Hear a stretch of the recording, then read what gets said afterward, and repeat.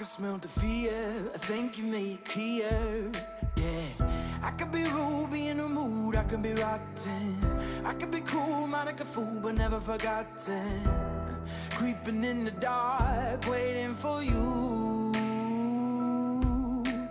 You won't like what you see. Yeah, I feel like a monster, and I'm just here to haunt you. I've become your nightmare, slipping in your dreams. I'm the definition of the worst kind of me. Yeah, I feel like a monster, and I'm just here to haunt you. I've become your nightmare, slipping in your dreams. I'm the definition of the worst kind of me. Yeah, I feel like a monster.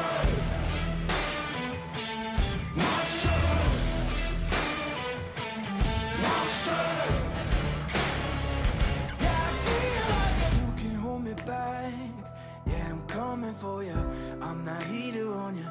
No, I'm just telling you the facts. Oh, these chains can keep me down. Yeah.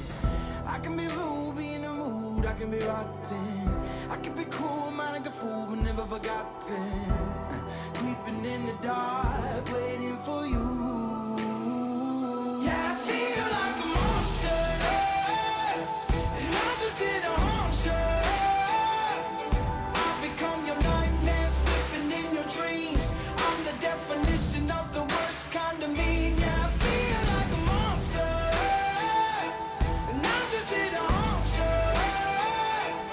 I've become your nightmare, slipping in your dreams. I'm the definition of the worst kind of me. Yeah, I feel like a... You don't believe in monsters, do you? Of course not. I do. See me change into something darker.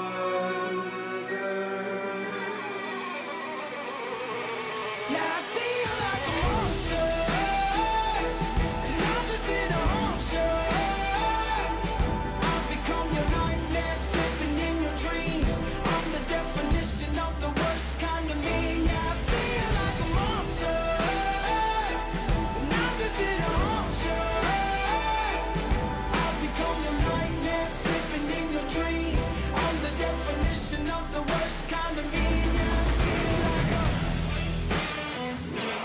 monster. Monster.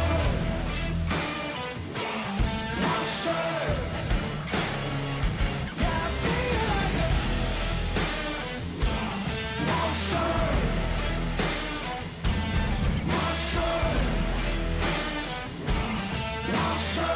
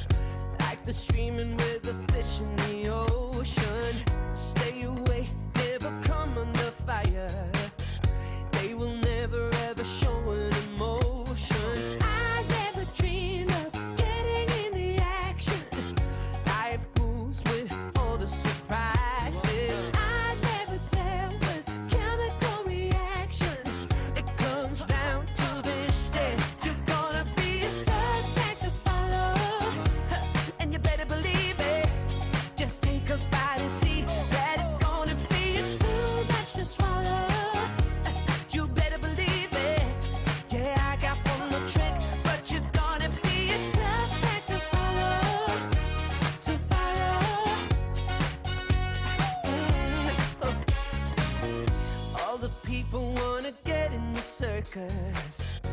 trying hard to keeping up with the Joneses.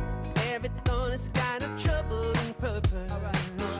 And you're lying in a bed of roses. I never dreamed of getting in the action. Life moves with all the surprises. I never tell the chemical reaction. It comes down to this. You're gonna be a tough act to follow. And you better believe it. Just take a bite and see that it's gonna be too much to swallow.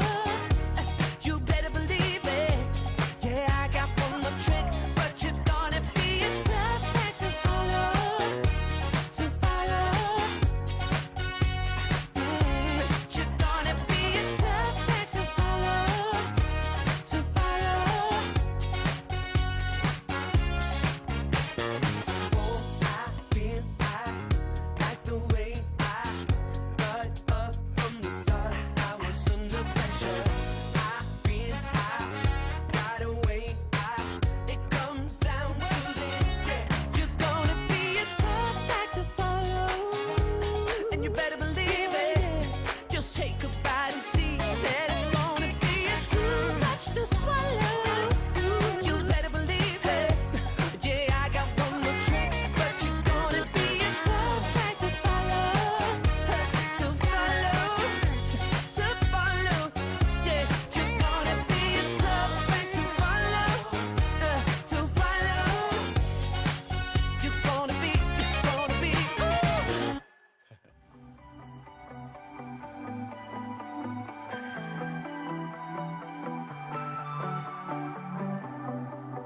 There are stains on your photo, little cracks on your rusty frame, stuck in the mud, oh, but it's okay. I don't have the pieces of your home, buried in the flashbacks. All these wicked nightmares have gone cold. Now we go way back, as far as way back goes. Still standing by your side. You know I'll be right here when all the monsters come. Oh, I've got you.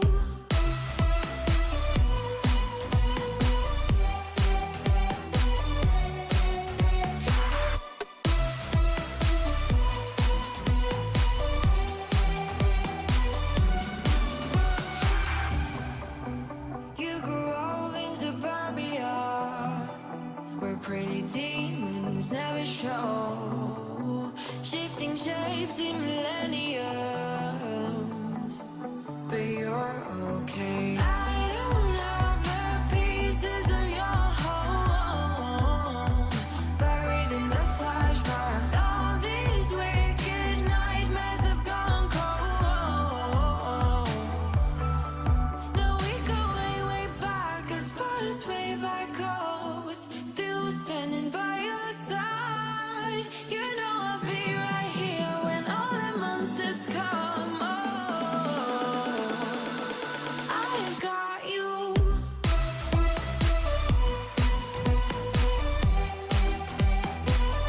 I've got you. I've got you.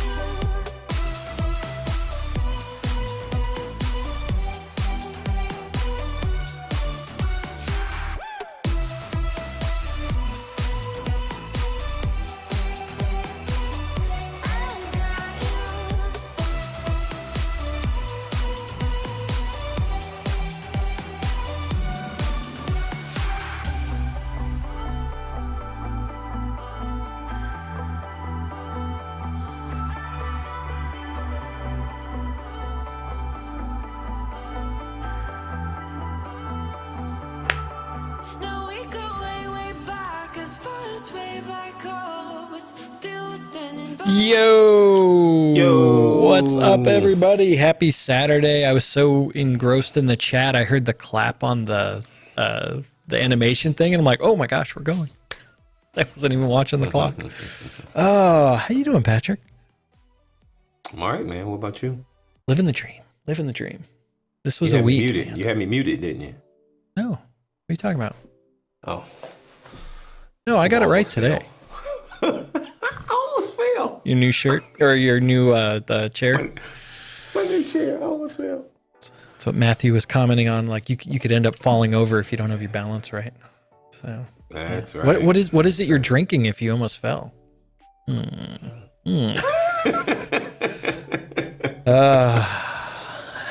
Howdy, everyone. Welcome to Saturday. We are your hosts, Adam and Patrick. Good to see everyone here. Let's start it off right. If you are new to GynaCube or just new to the live stream, go ahead and put hashtag new in the chat. We love seeing the new faces. Melanie was here early just with the hashtag new right in the countdown. That was amazing. So welcome, Melanie. Always good to have new faces and just spread the knowledge and all the good stuff there. So it's always fun to see. So first off, also thank you to the members of GynaCube. Always great to see new members, and just thank you for helping support what we do here on GynaCube. It goes a long way. We very much appreciate it. So if you see folks with a green name, that is a member of GynaCube. They also have the icon next to them, so that is what that's about. We have the first 30 minutes will be open chat. The second 30 minutes will be member only chat. So that's one of the perks. And so we will cut over there. So members also, if you have questions, please hold on to them. Chatmaster C will let you know when to start putting them in. She will clear the queue at one point and you can put those in there. So awesome. Thank you for that. And Yost, good to see you, my friend. Thank you for the super chat. Very much appreciated. Our friend from Denmark. Oh, hashtag new. Who we got? So I already said Melanie. So we got Rob Rayborn. And Rob, thank you for the shout out of the podcast with the Power Pivot Pro folks. I'm glad you liked it. That was a fun podcast to do. We got Kojo. We got Vikas is old. Sherman is new. Laura's old. Juan is new. Justin's new. Diptesh is new. Brenda's new. Thomas is new. Texas DC. I like Texas, so that's good. Welcome. And Nikki finally online when you are. Excellent. And then Chris Finland in the house. Awesome. Really freaking old. Yes, you are. You are an old man, sir. But good to have you, Chris. Chris, I got to respond to your text message. Chris sent me a text message last night. Chris, I saw it. I'll respond to it. I promise. Yeah. And then I haven't seen Alex, so I know he's doing a live stream after this, so I'm sure he will be around. All right, and then for those folks, get your questions queued up. Chatmaster C is standing by. Put Q : in front of it. We will get it in the queue. Please do it just once. She will see it and she will get it in the queue. You don't need to spam the question. That does not help your cause. In fact, there is a 3 strikes rule where you will get put in a timeout if you spam it. The moderators who are in blue with a gear, as well as obviously Chatmaster C and myself, can put you in that timeout. So please be respectful of that. What are you laughing at? So Chris, Chris sent me a text. He was like, "Hey, Reza's doing a thing. You already know about the thing Reza's doing." The thing. I know and he's like, "Hey, we need to do some paginated stuff. Do you mind if I put you on?" I'm like, "I'm gonna respond." He's like, "Too late. I already added you." Yes. All right. Well, awesome. Anyway. Awesome. Alrighty. Anything else I'm forgetting? What am I forgetting? Nope. Let's go. All right. Excellent. Into the questions. Here we go. All right. I'm going to remove that one because we'll come to that later. So Matthias from Germany. When someone connects to a Power BI dataset with desktop, does that bypass the existing row level security so anyone can see the data in the PBIX, although not allowed? If yes, how do you avoid it? Ooh, all right. Are you ready, Patrick? Are you ready for the official answer? What was guess what? I built the demo. Okay. All right. Scott Sewell. Scott, thank you for becoming a member. Hey, Scott. Scott is no longer the newest person on the Power BI Cat team, but he is one of the newest. So Scott is our Dynamics friend on the Power BI Cat team, bringing a wealth of knowledge on that front. So, Matthias, boy, does he know dynamics. He does know dynamics. And he's jumping in the deep water with Power BI too. Like we've already blown his mind many times. All right. So Matthias, your question. So I'm going to lead this off, and then Patrick said he's got a demo already. He is the demo master. I'm going to lead it off with our most popular answer. It depends. Right, Patrick? It does depend, right? Hey, you said it. All right. You said it. All right. You want to show it? You want to, what should we do, Patrick? Yeah. Let's head over to my laptop. There you go. All right. Here we go. All right. So look at this. So Adam, I immediately when we saw this question, I was like, of course it works. And then Adam was like, wait, it depends. Yes. He always says it depends. And so when you go over to the workspace, can you see the workspace on my screen? I can. It's tiny, but I can see it. Okay. I'll zoom in. Well, you can bump up you in the browser, you can increase the magnifying. You can put it to like 150 and that works wonders. Just saying. I didn't mean to do that. That's all. I didn't mean to do that. Okay. F11. Okay. Anyway, so F11. You're just messing up everything, man. So here we go. All right. Okay. So in this workspace, I have a data set, but the challenge is, what have I set John Doe to? If John Doe is not a viewer, then row level security won't kick in. And Adam we've been talking about doing a video, but actually in the row level security course that we have out there, we go into details about this. But if John Doe is a viewer, you can see he's a viewer. I go over to Power BI Desktop and I'm connected up here as John Doe. And then what'll happen is, if you look in the original model, that's why I had this guy open over here. If you look in the original model, John Doe's employee ID, you can't see that, is 26. And so John Doe should only have access to data in Peachtree City, Georgia.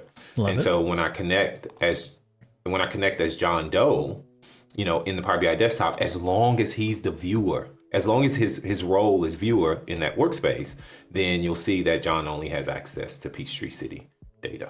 That's it. Yep. Okay. So what you're saying, Patrick, is this is all dependent on what your permissions are to that base data set. That's right. Yes. So that's right. So if you are like just have read access to it, RLS is enforced. And if you are not, like if you have contributor, member, admin, then you are effectively an owner on the data set, and RLS will not be enforced. So it depends.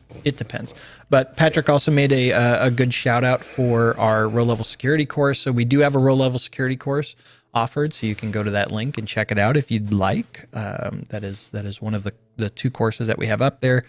Working on updating the blueprint course and then getting some other courses out. And Chatmaster C is probably sitting there saying, "Yeah, you said that last year too."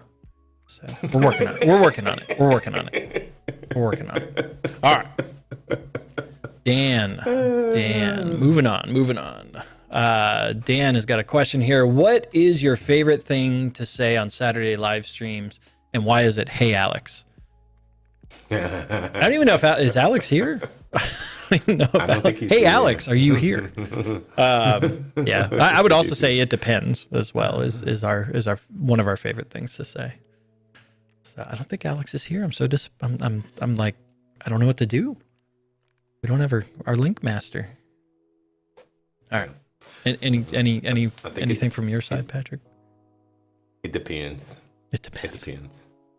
All right, Rob, one of our new #new folks here. I've convinced the head of IT at the company I work for to get a pro license for myself. Good job. Do the people that I want to present the data to need to have a pro license also? Patrick, what's our default answer? It depends. It depends. Depends, right?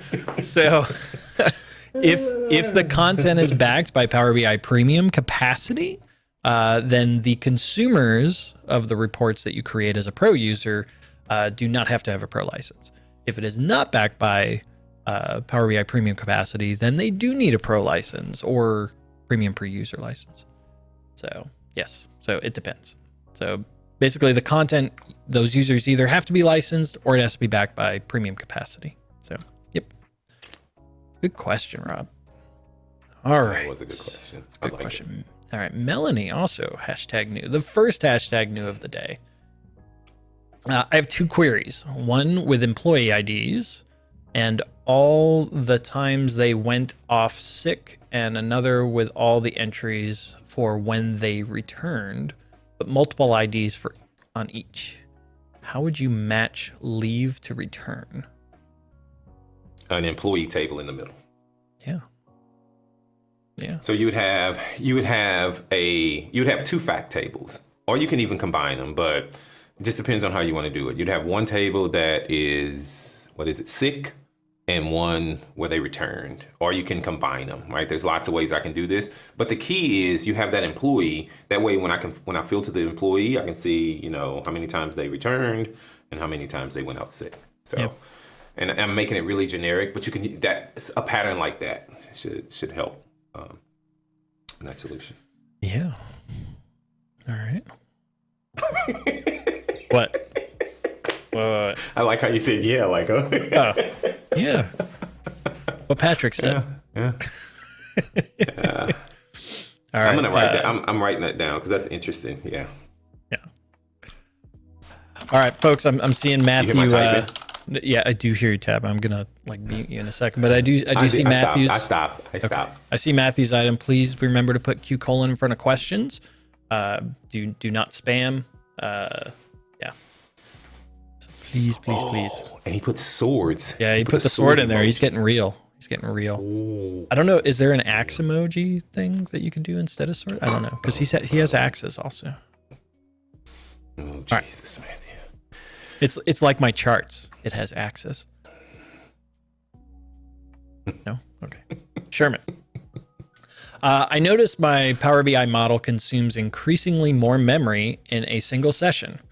I have 16 gig of RAM, and it starts at around 80% upon launching, but goes up to 99% over 15 minutes just with navigation. Why? Your model. It's your model. So as you, it's your model. as you query things, some data may get materialized and whatnot, and that could affect the memory that's being used. Also depends what you're doing inside of Power BI Desktop. So if you're actually doing like Power Query things, there are the mashup containers also that will end up spinning up and consuming memory as well. It's interesting that you say when you open the model, it starts out by consuming 80% with 16 gig of RAM. I don't know how big the model is either. So I would do things like using DAX Studio, using the Vertipack Analyzer stuff, looking at the metrics, seeing if you can optimize some of that. If it's really a lot of data, then maybe start looking at incremental refresh so that what you're working with in Power BI Desktop isn't as big as what it'll be in the service. Yeah. So those are all things that you can look at. It's funny this question came up because somebody was using Vertipack Analyzer in DAX Studio, but if you use the Vertipack Analyzer, the one in Excel, it exposes some additional information about calculated columns and calculated tables, and so you can go check that out. Or if you want to get really funky, this is something I did and I had no idea. I just changed the VPAX file to .zip, opened it up, and you can grab the JSON, and then you can parse the JSON out. That data is actually in there using Power BI, and you can see the calculated columns and calculated tables. Anyway, but you can take a look at that, because sometimes calculated columns and calculated table can materialize a lot of stuff when you start using them. And especially but also like in your DAX measures, if you're doing filters and it's got to materialize that result, like especially like with some of the composite model stuff, if it's got to bring stuff back and pass it, like that it takes memory. Right. So there's a lot of reasons why it could be consuming that. So that's a good question. Yeah. All right. Good. Moving on. Miss Nikki. Nikki. Hello, Nikki. What would be the best approach to build a series of tables, data warehouse light? I'm not sure what the light means, in order to have a good foundation for a series of Power BI reports. That's a Patrick question if I ever saw one. Well, but I think about what questions are you trying to answer? in those series of reports. Yeah. So I think about the reports, the questions, not how you're going to design the reports. All right. I don't care if you're going to use bar charts, tables. I don't care about all that. But talk to your end users. And I think I did a video, like the 5 things you should do before you publish your data set. You should go watch that video. And I talk about it's an iterative process. You got to go talk to your end users or whoever it is, your report consumers. I said end users in front of a group of people, and they were like, "We're not end users, we're consumers." I was like, "Okay, that's fair enough. I won't call you end users anymore." But you go talk to your report consumers, and you ask them, "What questions are you trying to answer? What questions are you trying to answer?" And wait, hold up. Timeout. What? We have to talk to the users? Oh my God, I didn't know what you were talking about. Yeah, you gotta talk to people, man. I'm out. You gotta talk to people. I was looking behind me. I thought there was nothing wrong. What if I don't like peopling? Just send them a message. Send them a message. Right. And you talk to them. Or maybe you already know the questions you're trying to answer, Nikki. So, but your data warehouse should be based initially, at least, on those questions you're trying to answer, because they usually align, right? They usually align, and then you start building those series of facts and dimensions based on those questions you're trying to answer. And the unfortunate thing is, it depends, right? Because it's going to grow. People are going to, especially if you do a really good job, people are going to start asking more and more questions. Your data warehouse will grow. But just base it on that to start off. And then too much common sense being spoken by Patrick. But that should, that'll help you get started, Nikki. That'll help you get started. That was good. That was good. All right, Zach. Whew. I have a fact table with several date keys, and I want to use multiple date slicers for each date. Is my only option to use relationship. A separate table. Can't use relationship with a slicer. Well, no. No, that's not where you don't want to. Yeah. Go for it. So one date table, multiple relationships. One's active, several may be inactive. Right. So your slicer is off of the date table, right? So we're filtering the dimension, which will filter the fact. In your measures, so if you have like a measure for total sales or order sales versus ship sales, then in the measure for the sales, that's where you use the function use relationship. You don't even need a disconnected table. Just why aren't we slicing on that? So single date table. Now there is something to be said about like if you want those separate, like potentially slicing order and date by different ones, but I would drive that from a measure perspective.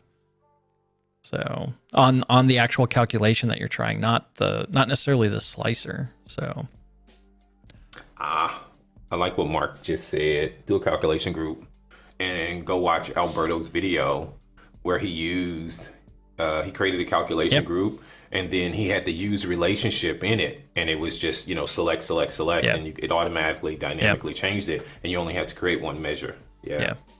And then you can also use the disconnected table as an approach for handling like slicing, like what you want to do, but the calculation measure that's actually doing the action is where you're going to use the use relationship. I will say this though, I'm in a debate with someone about multiple date tables, and I'll tell you why. Because they're report consumers. I almost said the other word. Their report consumers want to see the word ship date, order date, receive date instead of just using date. I know, right? I'm in a heated debate with someone about that. So anyway. Sometimes this isn't like a restaurant, hey, Alex, where the customer's always right. It's not Burger King. It's not Burger King. You're not going to do it your way. I'm just saying. Sometimes the consumers, they like, oh, I want to see this. And it's like, well, maybe there's some education that needs to go on, right? in terms of like, look, I get that's what you want to see, but let me show you. And don't just like tell them they're wrong, but like show them, do a proof of concept, mock it up, and show them like, look, this is an approach we can take to actually accomplish that, right? So it's something to be said. Suhas, thank you for becoming a member, much appreciated. Thank you so much. All right, Texas, another hashtag new. Yo, is there a way to default date slicer between to last 7 days? Here you go, Patrick. I wish I could say what we talked about, but I can't. But yeah, you can. You add a column to your table. I'll tell you about it later. Didn't you do a video on this? I did a video on this. It's not very. Yeah, add a column. You'll add a column to your table that will automatically tag the day in the last 7 days. So let's say you have a date table and you want to calculate. So you create a calculated column that puts a 1. So it's going to do 0 or 1. And you say, if, date diff is less than or equal to 7, make it a 1. Otherwise, make it a 0. And then you can just put that in a filter, and then the report would always default. The challenge is you got to go, you need to turn that off or switch it if you're looking for all the days. So, And I'm sure there's other ways to do it, but that's the easiest way. There's a video out there. Hey, Alex. Oh, Alex is Alex here. Ain't there. And so. Hey, Alex is broke Alex right now. Yeah. It's down. The service is down. The Alex service had an outage. Also, this is a good point. I think, who said that? Somebody just said that. They've used a bidirectional time period. Ben Griswold. So Phil Seamark at Dax.tips has a really good blog post about using time periods. But if you read towards the bottom of his blog post, and I talked to Phil about this a lot, I only use those time period tables when I'm working with very large volumes of data. That's when we really see the need to help improve performance. Otherwise, just doing a very simple approach. Go read Phil's blog; it's great. Yep. If you're working with a large volume of data, yeah. It's another hey Alex moment there. That would be So good. Wyatt said it's experiencing technical difficulties at this time. Please stand by. Hold, please. Mm-hmm. Hold, please. Or it's one of those data moments in Star Trek. Processing. It's just an infinite Mr. Spinny loop on Hey Alex. Like there's no end. Well, Jessica 404. 404. 404. Alex is getting a 404 right now. All right, Johnny. How can I display only columns with data in a table? So, stay tuned. Object level security may be a way, but like, so here's one thing. How do I display only columns with data in a table? Don't add the columns that have no data. Oh, I see what he's saying. Okay, I'm slow. It took me a while to get that. What's he saying? Well, he doesn't want empty. I'm just. Yeah, you don't want a column with just no data there. Yeah. Well, the other thing I would add too is if a column, well, I guess based on calculations, it may come up where it's just blank, right? So we want it dynamically. Yeah, depending on what we slice, there may be just no items there, and there's not a good way to dynamically do that. Blank is your friend. But the problem is if I pull one column in and it's completely populated, right? And then I pull another column in, it's still gonna, if that column has blanks in it, I mean, it's just gonna have blanks in it. Yeah. So Gavin made a comment, filter it out in Power Query with no values. But the challenge here is that if we've actually got, say if we've got a measure, and depending on how we're slicing it externally, it may end up that column just ends up having no blanks. And so for that particular scenario, we'd say, hey, just exclude this column, don't show it. But when we slice it another way, there may be data, so then we want to show the column. So dynamically showing the column, whether or not there's data based on the slice. So the column in the raw data, there are items in that column, just not for every field and every row. Or in the calculation dynamically that's getting generated, it may just be blank for everything, and we don't want to show the column. So there's not a good way to do that. There is a way to do it, You could do it from like a summarized table perspective and dynamically building it out, but I would not. I don't recommend doing that. That's performance-wise, that's going to be a little bit of a nightmare. You just stumped the chump over here. I don't know. You? Oh, hey, there's puppers in the background, barking up a storm. I don't know what he's barking at. Big bark. That's a big dog, 200+ pound dog. Yeah.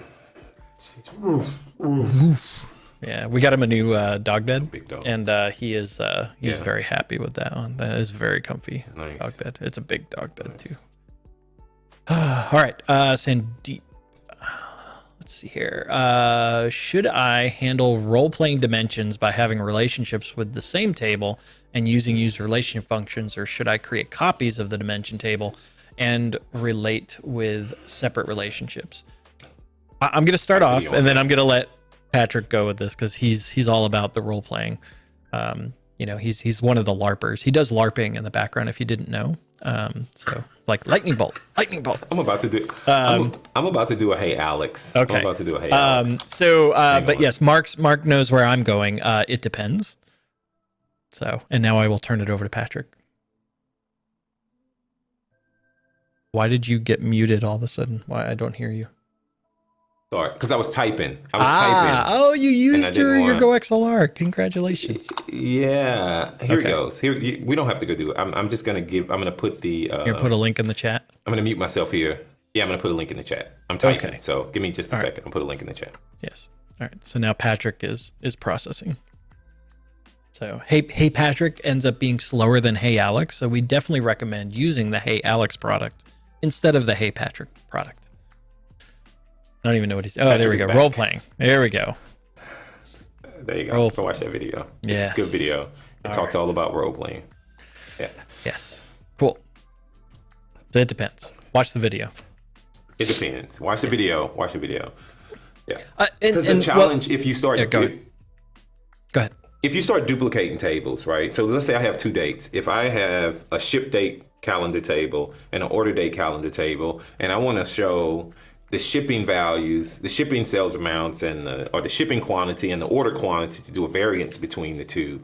How do I correlate those on the same? And I'm using my hands, right? How do I put them on the same axis if it's 2 different years from 2 different tables? How do I correlate it? And so bringing it in just won't work. So you need that central date table, and then you need user relationship. And I talk about all that in the video. It's not like multidimensional models, right? Tabular is just not like multidimensional. Yep. Okay.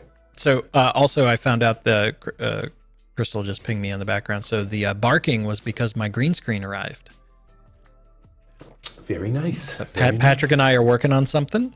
It's requiring a green screen, which I am not a fan of green screens at all. Yeah, stay tuned on that. There's some stuff we are working on. I'm guessing if it works out, there will be one at my doorstep. There will be one on your doorstep. I just got to work it out. Yeah. All right. So we are right up against the clock. What? Wait. Huh. Before I saw a question come through. I'm sorry. I'm skipping everybody's question, but I saw it, and I know it's somebody asked, how do you do data-driven subscriptions with Power BI?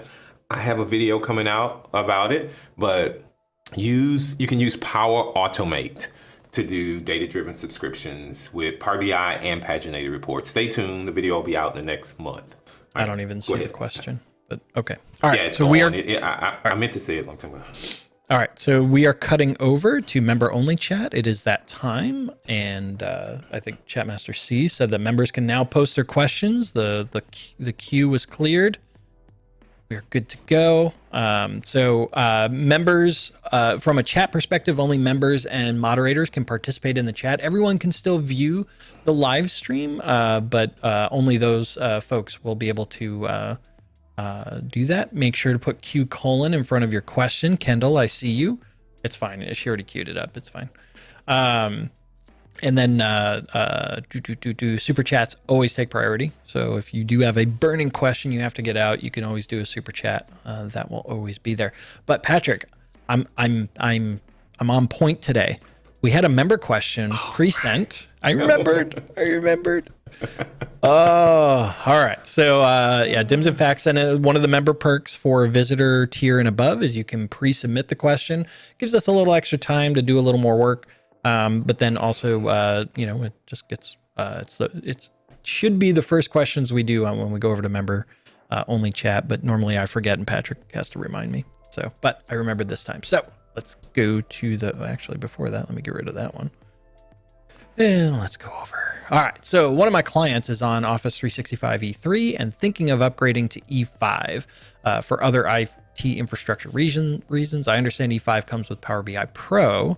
What are the other Power BI related benefits, such as data security and governance on Power BI solutions in E5 that are not covered with E3?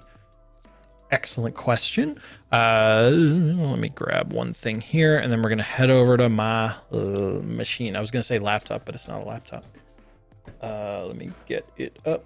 Here we go. All right, let's go over. Bam. And I'm going to put a link in the chat. So one of the things on the compare side, first off, this compare, I put the link in the chat. You can actually see the differences between the E5 and E3. So one of the big things is going to be information protection. So you get information protection P2 SKU instead of just P1 with E3. So it gives you a little bit extra from an information protection. If you're not familiar with what information protection is, so these are like the data security labels with inside of Power BI that takes advantage of Microsoft information protection. So that is one item that you get some added benefits. You can check that out. The other is the identity and access management. So it's Active Directory Premium Plan 2 instead of Plan 1. So you can go check out those. It's just added benefits on those ends, just from an admin and governance perspective. They don't necessarily affect Power BI directly. I mean, they can enhance some of those items, but those items are still available with the E3, the Microsoft E3 plan as well. So those are the two things I would really focus on as part of that. So that is the answer for that one. Did you have anything to add to that? No. Sorry, I was reading. We actually. So remember Michael's question a long time ago at the beginning? It was like the very first question. I'll throw it up. We'll throw it up. Okay. He didn't put Q: in front of it either. He was pulling a Kendall. And Kendall started a trend. Michael went with it. I was just thinking about it. This question. Okay. So when I use direct query over AS, so this is Power BI datasets, it's the long name that needs a better name. And add a local model. So we did a live connect and then we converted over to the local model. All of the measures from the first data set have an error message, cannot find data source DQ over to AS, measure name in function external measure, any ideas? We had some follow-up questions in the beginning of the chat, and we asked like specifically, what is the live connect model? Is it a Power BI data set? Is it Azure AS? Is it an on-prem AS, which is not supported? Michael commented that it is a Power BI data set. Gonna be honest, I haven't seen that error. So that is new to me. So I honestly don't. Honestly, Michael, what I would recommend is opening a support ticket and see if you can dig in. I tried searching for it also, and I couldn't find any references to it. I've done this a bunch of times, and I've never gotten that error. So there might be something specific with the model that you're referencing that is leading to that issue. Maybe even doing a profiler trace may give you some other exception details that may be helpful. I don't know. So it'd be interesting to see like what it's actually doing. Even doing DAX Studio and doing the trace on that, and or slapping profiler trace on there to get it, just to see if there's any exception that gives you more details. Because I've not experienced that yet. So unless anyone else is there. Jan Eric, thank you for becoming a member. Hopefully I pronounced that name right. So anything to add to that, Patrick? No, I was trying to reproduce it. I can't even reproduce it. Yeah, I cannot reproduce it. I tried as well. Okay. Yeah.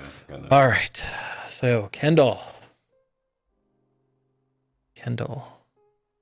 How do you send a notification for members in a workspace when a new Power BI report has been uploaded to the service? You would have to do that outside of Power BI. Yeah. So there's not a way natively inside of Power BI to do that. You could do that with like Power Automate. That could be a way to do it, because there are APIs where you can get like a listing of members from a workspace, and then send them an email. And then compare like the items that are there. So that's an option. But there's nothing inside of Power BI that's going to do it natively. So you've got to do some tinkering to set up some automation thing to handle that. Yeah, you have to write your own stuff. Ooh, did you see Thomas's? You just said. Did you see Thomas's comment? I didn't. I think that's a compliment. Boy, you are almost Scandinavian. Oh, okay. I'll take that. I saw another comment by Thomas, so I'm sure you'll get to that question. Okay. Oh yeah. All right, so I'm being told to take Chris Finland's question. Which feature should we do first after the paginated report? Oh, he talked with us about this too. Which feature should we do first after? Yes, I know. Patrick already told you this. So should we do Power Query support or simple paginated report creation in the visual in desktop? I don't think my opinion matters, Chris. I'm hurt. Yes. Also, Chris, I would also say this audience is probably skewed a certain way. So I don't know that it is a sample audience that gets you a broader answer, but it's a good audience to get it from. I'm not surprised by the answers I'm seeing. So Kevin, is there a paginated report visual? It's coming. Chris has talked about it before. Chris has broken my heart. Nah, it's all right. All right. So keep giving Chris Finland some answers in the chat. Although Chris, that probably would have been a better one when we had not members only chat. And you on the live stream. We should have just. That's fine. It's fine. Yeah. Laura. I saw that. She is saying that Alex would go for Power Query. I would be inclined to agree with that. Laura, congratulations on your YouTube Yeah. videos. Your views going up. A little bump. All right, moving on. Mark Walter. Watched an intro to Azure Synapse. They showed RLS, then encrypted column masking. Is there any plan for something similar for the Power BI reports? Would love to mask a cost column for some users. Oh man, that comes up a bunch. I'm not aware of any plans. So I would say, like, ideas.powerbi.com, let that up. It has come up a bunch just in customer discussions and whatnot. So it's not, you're not the only one asking for it. Oh, Matthew. Ooh, Matthew. Look at there, jumping in. Where's my refresh? Matthew said, it's planned but unlikely to come super soon. When the release plan is updated for the next semester, that's where you might see some dates. Excellent. Oh, cool. I didn't even know that. Thank you, Matthew. Or maybe not. So I think what Matthew's saying is it depends. Maybe. I don't know. Stay tuned. All right. And then also, I thought I saw, maybe not. I thought I saw something else. Okay, never mind. Abhinav? What all features would say we could use in Power BI when someone says, let's use data stories? Not sure. Like, do you want to tell a data story? I think that's it. I mean, there's use data stories in their reports. Yeah.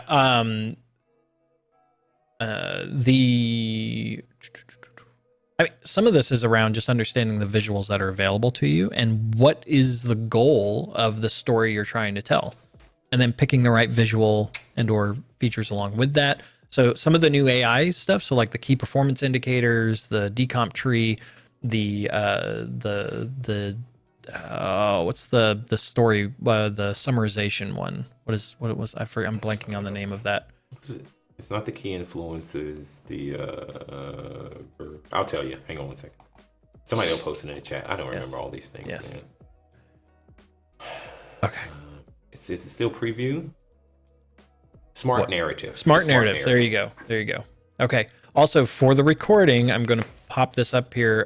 So Matthew corrected me. So the whole planning soon was not about the data masking, because I was like, I was going to say, I haven't heard that one. So that was more about the Power Query Online features coming to desktop. So thank you for the clarification, because I was like, that's the first I heard of that.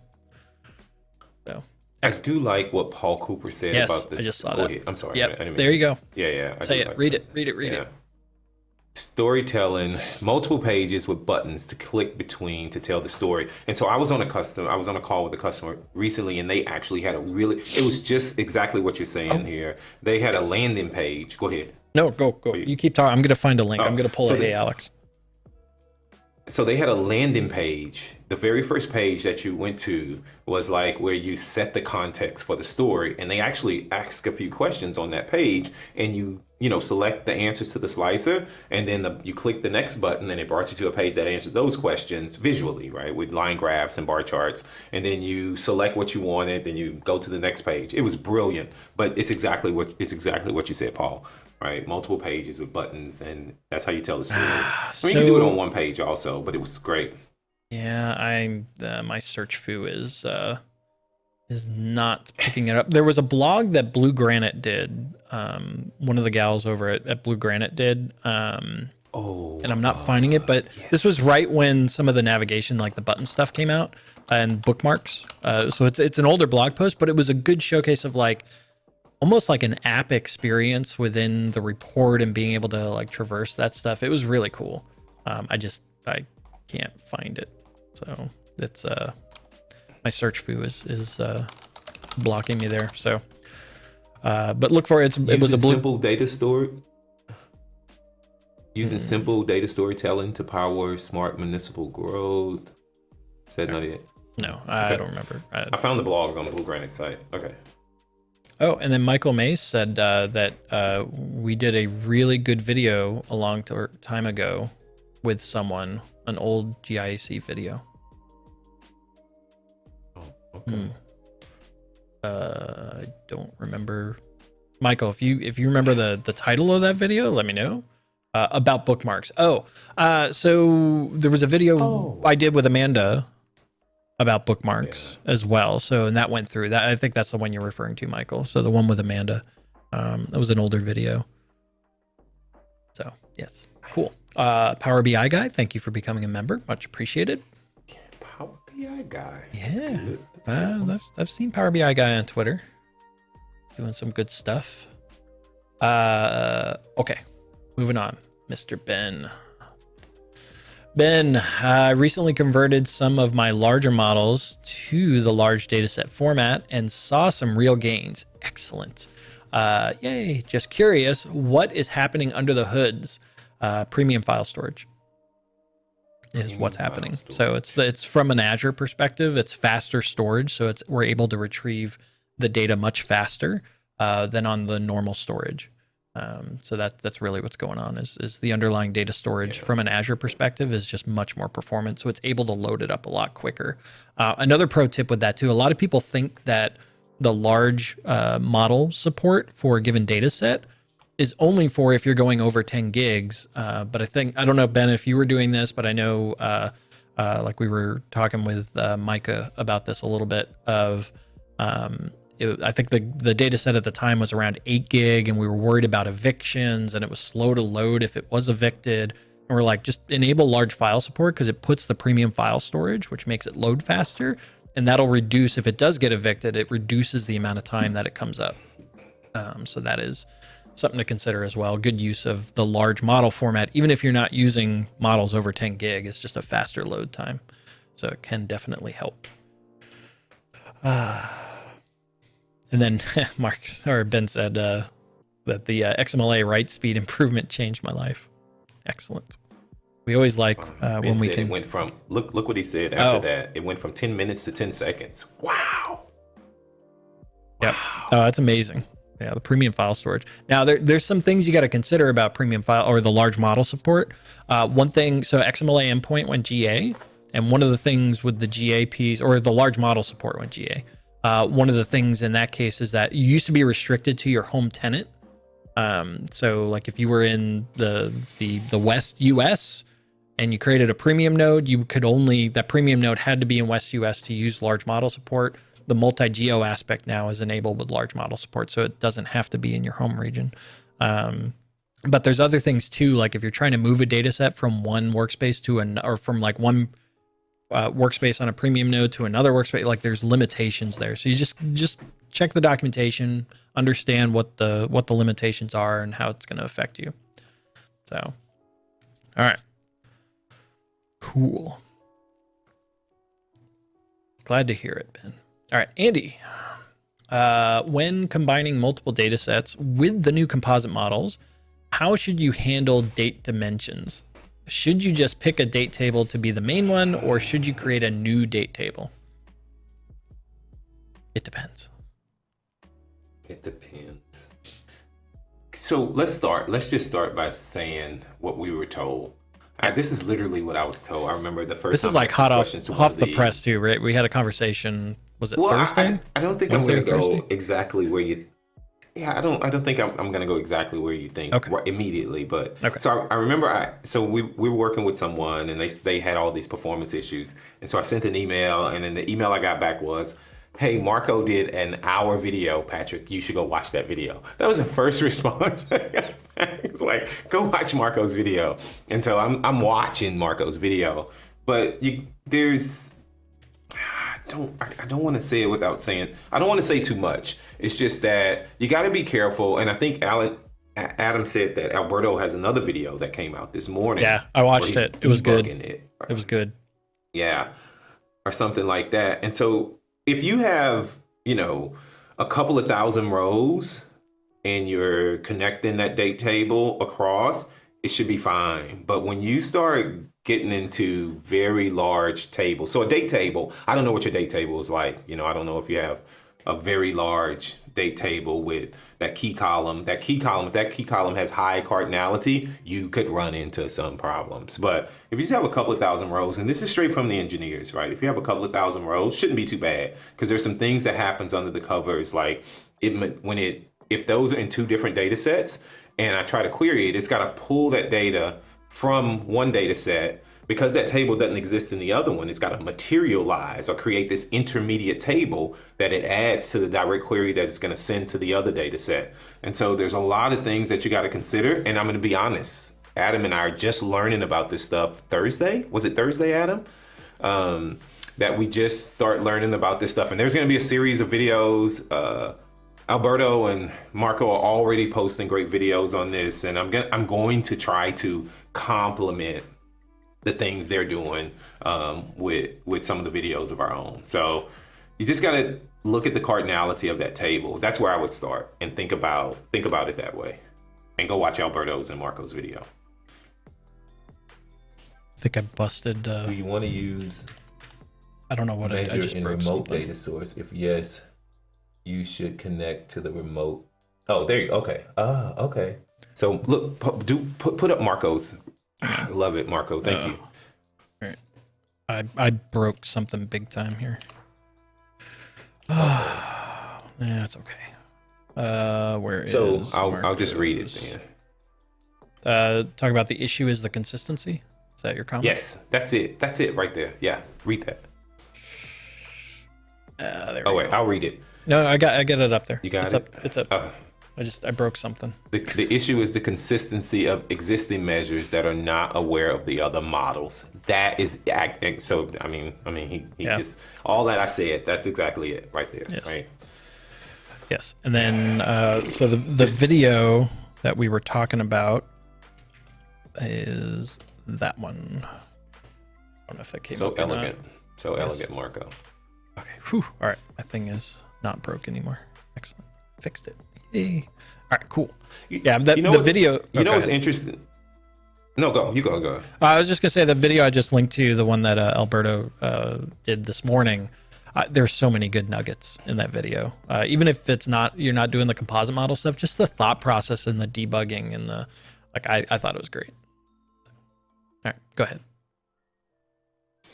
One of the interesting things about this new, whatever you want to call it, composite model, whatever you want to call it, is that if you're using direct query today, I'm not talking about with the new composite model. If I'm just going against a SQL server and I have a table in import mode and it's not dual, I don't have that related table. It's been doing this stuff under the covers for a very long time and nobody just paid attention to it. Casper actually on his YouTube channel, he posted a video talking all about this. I watched that video the other day. It's a long video, but Casper posted a video talking about what happens under the covers with direct query. So you should probably watch that one too. Nice.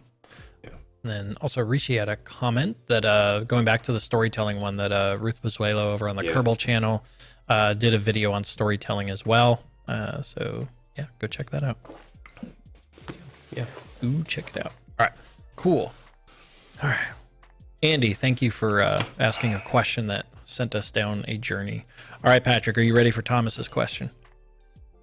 Yeah, he's not going to be happy. Is the slowly changing dimension video in progress? So I will tell you this, Thomas. Yes, it is. Don't shake your head. I met with, after the comments I made on our last live stream, I talked to Matthew Roach. Matthew and I had a really good conversation because I was so worried that the scenario that I was going to present in the video wasn't going to cover most of the topics. Thank you so much, Matthew, for taking the time. And he said, Patrick, what the topic that you're talking about, the scenario that you're talking about is going to cover about 95, 96%. And then I have Susan. Susan sent me some information. You sent me some information. I actually met with someone on Friday about it. And it seems like I'll cover it in this video, but of course there's a but, Thomas. Adam brought something to me the other day, and he was like, dude, somebody asked me this question. You talked about this. You should totally do a video on this. And so it kind of got bumped. The slowly changing dimension kind of got bumped one more week because of that video. So I'm going to do that video. And then the next week, the slowly changing dimension video. So I will be perfectly honest. 3 weeks. Patrick's little rat hole that he's going down right now is all about incremental refresh. There were a couple things that came up, which was like a mind blowing thing. And it was like next level incremental refresh. And yes, I wouldn't say it's my fault per se. Patrick is a grown man. He can make his own decisions. That's where I'll leave that. So it's Adam's fault. I built a fence around Patrick.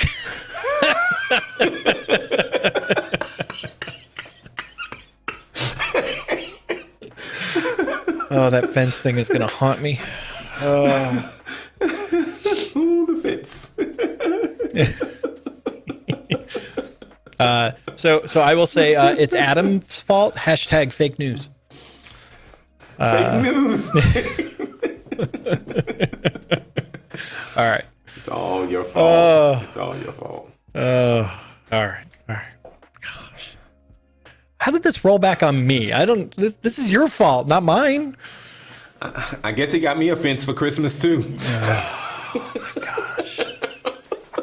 You know what though? I'm the keeper of what gets pushed. So if Patrick happens to get both videos up, which he won't, then I'll do the SCD video over the other video we were talking about. So, all right. So they both have to be up by Tuesday. Is that what you're saying? I mean, whatever. Okay. Whatever. All right. Okay. Mr. Sam, with the December direct query over Power BI, Azure AS, can we now combine 2 Power BI data sets? Oh, go for it, Patrick. You can. You just got to be careful. You technically can, yes. Be very careful. You just got to be careful. You just got to be very careful when you do it. You need to So we have worked we outlined some stuff internally on Thursday with some people, and there's going to be some more information coming out about this, but I would definitely start, and we said this already, you can combine them, but start, before you do this, watch Alberto's video and watch Marco's video. I think that's the only good content that I've seen so far right now on the topics. Right now. So right now. Yeah. Right now. As of this. Yeah. So we've got some videos that we're going to do. There's a best practice. So in the Power BI guidance docs, there will be a guidance doc that is coming from there. So that's some of the discussions that were being had. So that's being worked on. So stay tuned. There's a lot of movement on that. Everyone wants some best practices. You can get yourself into a lot of trouble very quickly without even realizing it. So just be careful. Yeah. All right. Excellent. Michael, which videos? Stay tuned. Or he means which Marco and Alberto. So I already put the link for Alberto's video in the chat. That was one that came out today. Just go over to the SQL BI channel. Check out the 2 unplugged videos that they did. Those are the ones we're talking about. All right, Mark Beadle. So this, I think, is going back to the one that Matthew was saying. Any ideas when the Power Query and desktop will get all the awesome stuff that we're seeing in data flows? And that was Matthew made the comment earlier about stay tuned to the release wave when that comes up, the updated release wave. Hopefully, we'll see something there. Yeah, I can't wait. I think everyone wants it in desktop, so we just gotta be patient. All right, Jan Eric. All right, a new member. When importing data sets into a composite model, I end up with duplicate dimension tables, dimension product data, any best practice to handle it. So I think we're talking about the new one, or like if we bring in 2 different models. So it brings in the full models, like both models, and they may have the similar dimension, right? You can't selectively say, I only want this table from the model. You can hide them, so you can do that, but you're not going to be able to delete them. If they're in the base model, they're in the composite model as well. So you can hide them. You can do some stuff around that. Just yeah, cool. All right, Neil, Mr. Neil. First time using a report. You've used reports before, Neil. What are you talking about? First time using a report or new version. Have a way to show them how it works. Approach to use. Chris Hamill has. You remember that thing Chris Hamill showed us where you can click the help icon, then he flies all those bubbles that he made. Yeah. Yes. That'll show. Yes. I don't know if he has a so blog post on it. It's the visual tooltip. The visual tooltip, right? Oh, well, so there's visual tooltips which can help describe what the visual's doing. But one common technique that like Chris and Miguel use is you can have like an info icon. When you click on that, it actually pulls up another layer that has like information, like describes like what the visuals are doing, like calculations, things of that nature. So that's a great approach for educating users on what the report is. The other thing you could do is just have a page in the report that just has like the descriptions of the measures used and or points off to documentation on where you can go get more information. So that's a great thing as well. Cool. Oh, and then Neil put a question, but I think he was answering his own question of consider using bookmarks to provide the instruction. Yeah, which is what we just said. Yeah, bookmarks, buttons, all of that. Oh, here it goes right here. I found it. I'm not as fast as Alex. Check this out. I'm holding. I just put the link in the chat. I put the link in the chat. So he calls it overlaying for true self-serve reporting. Yep. And so basically, yeah, you have that little info, and then it grays out the screen, and then you can have like these arrows or bubbles telling you what to do on the page. It's pretty nice. Yep. And so like our base report that we use, that's getting a makeover, and I believe it will have that in it. If not, we'll get it in there because that's a good approach. Yeah. Excellent. All right, so we're almost up against the clock. Chewy, you got this is the last question in the queue from a member perspective, and it's probably going to be the last question in the stream because we're up against clock. All right.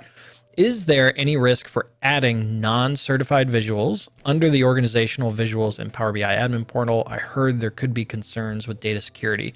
And I saw Matthew made a comment on this as well, which is, it was right on. It's a third-party code, right? And so, and Matthew commented on this, and I agree. We have organizations that say, like, look, they're, unless it says Microsoft next to the name, they don't want to use it. Other organizations are not as strict. So it's just a question on your organization's strategy on what you're okay with putting out there. So it's third-party code. It's not Microsoft's. It does.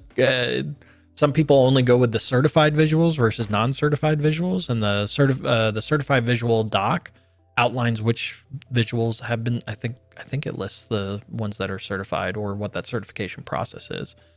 So just be aware of that. It depends. I mean, it's just a comfort level on the organization, what their governance process is, and what they're willing to do from a security perspective. So, anything to add there, Patrick? Yeah. Nope. Bam, look at that, a clean queue. All right. So, real quick, next week, Patrick, you are gone, right? You are going to be...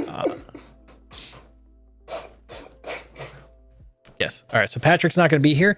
Melissa Coates will be on the stream with us, talking about governance, administration, things around that nature. So get your questions ready for that.